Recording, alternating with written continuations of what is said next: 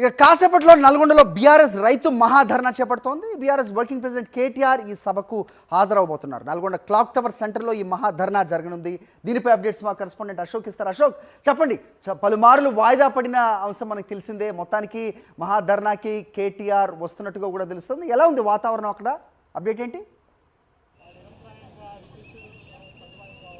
మరి ఇప్పటికే 3 సార్లు వాయిదా పడ్డటువంటి నేపథ్యంలోనే ఖచ్చితంగా రైతు మహాధర్నాన్ని ప్రతిష్టాత్మకంగా నిర్వహించాలని చెప్పేసి కూడా బీఆర్ఎస్ శ్రేణులు తలపెట్టినటువంటి నేపథ్యంలోనే ఉమ్మడి నల్గొండ జిల్లాలో ఉన్నటువంటి 12 నియోజకవర్గాల నుంచి కూడా రైతులతో పాటు బీఆర్ఎస్ సంబంధించినటువంటి కార్యకర్తలు కావచ్చు, మా సామాన్యులు కూడా తీసుకొచ్చేందుకైతే ఏర్పాటు చేసినటువంటి పరిస్థితులు మనం చూసుకోవచ్చు. ప్రస్తుతం మనం రైతు మహాధర్నా జరగబోయేటువంటి నల్గొండ క్లాక్ టవర్ సెంటర్లో ఉన్నాం. ఇది మెయిన్ రోడ్ సర్కిల్ కావడంతో ఇక్కడ కేవలం హైకోర్టు అనుమతితోటి ఉదయం 11 గంటల నుంచి మధ్యాహ్నం 2 గంటల వరకు మాత్రమే ధర్నా నిర్వహించాలని చెప్పేసి ఇప్పటికే చెప్పినటువంటి నేపథ్యంలోనే ఏర్పాట్లు కూడా చేసినటువంటి పరిస్థితి కనిపిస్తుంది. కాసేపట్లో కేటీఆర్ కూడా నల్గొండకు రానున్నటువంటి నేపథ్యంలోనే నల్గొండ ఎన్జీ కాలేజ్ నుంచి క్లాక్ టవర్ వరకు కూడా భారీ ర్యాలీ నిర్వహించేటువంటి అవకాశం ఉంది. ఇప్పుడే మాజీ ఎమ్మెల్యే కంచెల భూపాల్ రెడ్డి వచ్చారు. ఒకసారి మాట్లాడదాం. చెప్పండి, రైతు ధర్నా వేదికగా ఏం చెప్పబోతున్నారు?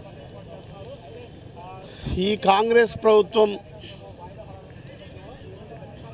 ఏదైతే హామీలు ఇచ్చిందో హామీలను నెరవేర్చమని బీఆర్ఎస్ పార్టీ రైతుల పక్షాన ప్రజల పక్షాన నిలబడి వాళ్ళ ఇచ్చిన హామీలన్నీ కూడా మెడల్ వంపింపి చేసి మరి ఇప్పియాలనేదే మా యొక్క ఆలోచన. అంటే కాంగ్రెస్ పార్టీ చెప్తుంది రైతులకు మేము ఇచ్చినటువంటి హామీలు అన్నింటినీ అమలు చేసాం, బీఆర్ఎస్ ధర్నా చేయాల్సినటువంటి అవసరం లేదంటున్నారు. ఏ ఒక్కటి కూడా చేయలే. అన్నీ వాళ్ళు మాట్లాడే మాటలు సత్యదూరమైనటువంటి అబద్ధాలతో కూడుకున్నటువంటి కాంగ్రెస్ పార్టీ చేస్తున్నటువంటి తాచారం.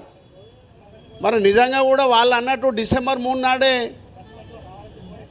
రుణమాఫీ చేస్తే మేమేం మాట్లాడాల్సిన అవసరం లేదు, ప్రజలు మాట్లాడాల్సిన అవసరం లేదు, రైతులు మాట్లాడాల్సిన అవసరం లేదు.